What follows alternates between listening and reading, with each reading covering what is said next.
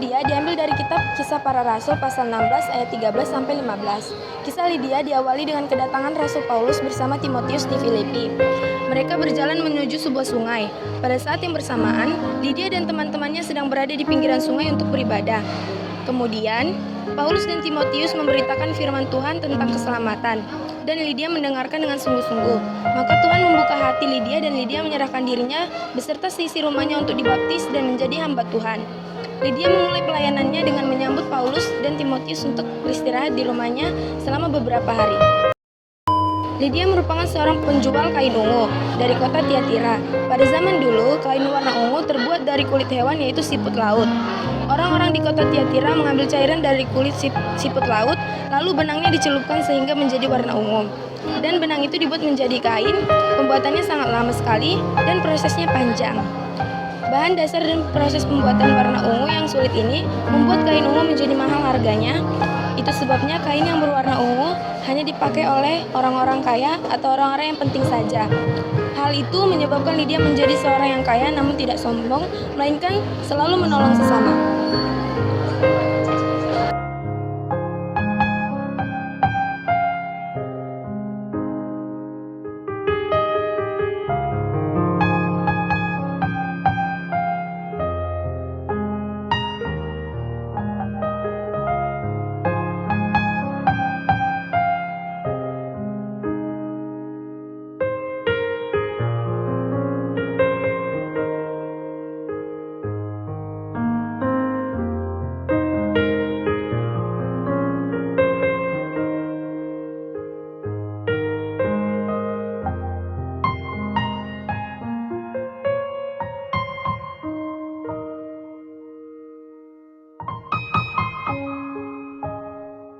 Wah, kain ini sangat cocok untuk.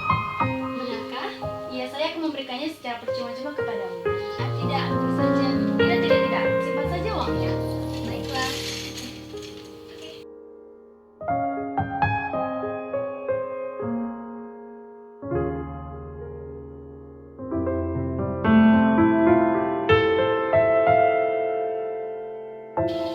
Terima kasih. Sama-sama. Paulus seorang pemberita Injil atau orang yang menceritakan Tuhan Yesus ke berbagai tempat. Paulus dipimpin oleh Tuhan untuk berpindah-pindah kota, menceritakan Tuhan Yesus, dan banyak orang menjadi percaya kepada Tuhan Yesus lewat apa yang Paulus ceritakan. Ketika itu, Paulus dan Timotius naik kapal laut, lalu sampai di kota Filipi. Di sana mereka tinggal beberapa hari lagi.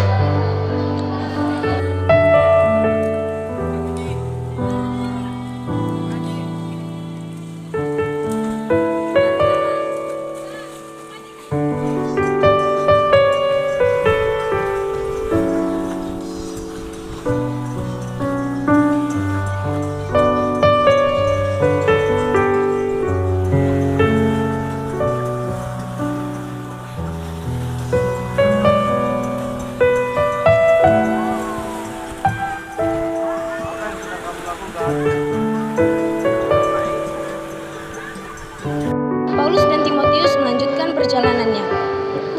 Lydia dan teman-temannya pergi ke pinggir sungai untuk beribadah bersama-sama, lalu mereka bertemu dengan Paulus dan Timotius. Kemudian, mereka bertiga pergi ke pinggir sungai untuk beribadah. Sesampainya di sana mereka berdoa.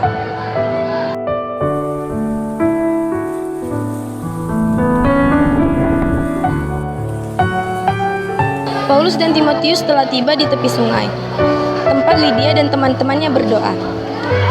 Paulus dan Timotius mendengar doa Lydia, lalu mereka menghampiri Lydia dan teman-temannya.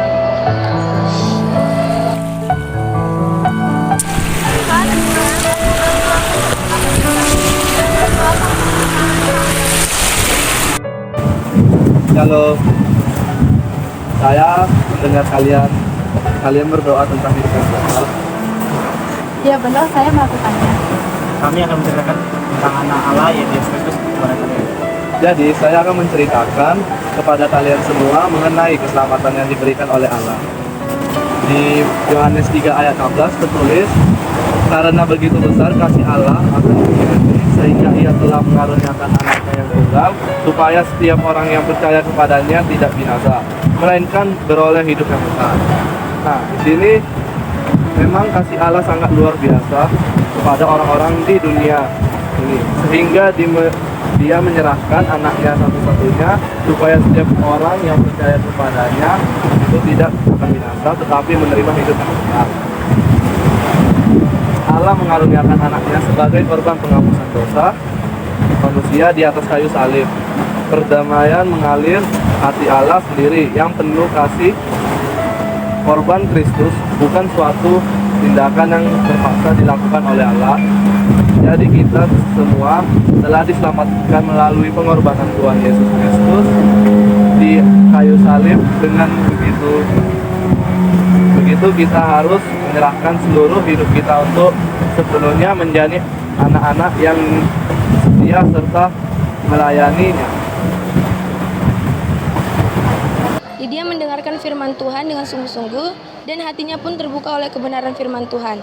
Dia merasa telah menemukan apa yang selama ini dia cari-cari dalam hidupnya, ialah keselamatan oleh Yesus Kristus. Setelah Paulus dan Timotius selesai berkhotbah, Lydia mendatangi mereka dan menyerahkan diri serta seisi rumahnya untuk dibaptis dan menjadi pengikut Tuhan.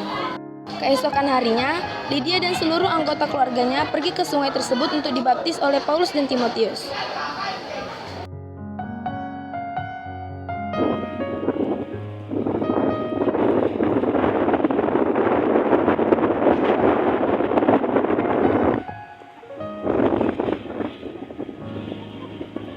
Aku membaptis kamu dalam nama Bapa, Putra, dan Roh Kudus. Aku membaptis kamu dalam nama Bapa, Putra, dan Roh Kudus. Aku membaptis kamu dalam nama Bapa, Putra, dan Roh Kudus. Setelah Lydia dan seisi rumahnya dibaptis, dia memulai pelayanan pertamanya, yaitu membuka rumahnya untuk menjadi tempat peristirahatan bagi Paulus dan Timotius.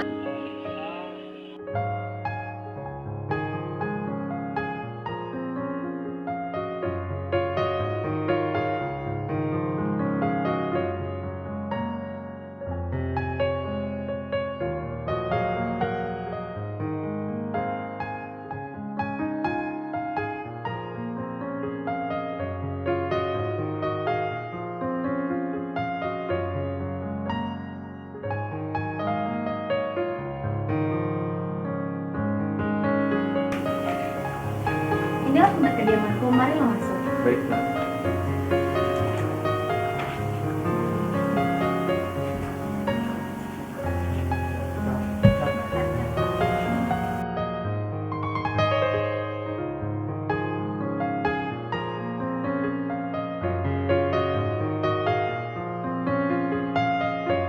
Sepertinya besok kami akan melanjutkan pelayanan kami.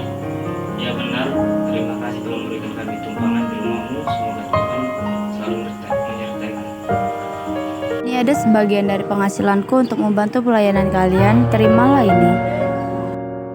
Terima kasih Lydia, semoga Tuhan selalu memberkatimu, usahamu, dan seluruh keluargamu.